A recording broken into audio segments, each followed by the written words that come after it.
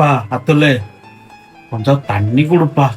உன் தம்பி எடுக்க சோறு எடுக்க என் பொண்டாட்டி நாங்க இருக்கேன் பாரு.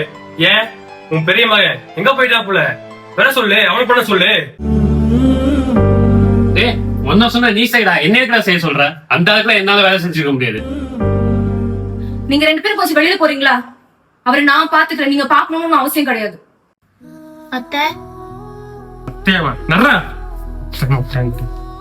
அப்பா அழாதீங்கப்பா, நான் இருக்கேன்ப்பா. 500 ரூபாய் கொடுப்பா. ஆமாப்பா, எனக்கும் ட்ரெஸ் வாங்கணும்ப்பா. எனக்கு 500 ரூபாய். அம்மா இந்தா, இதுதான் இருக்கு.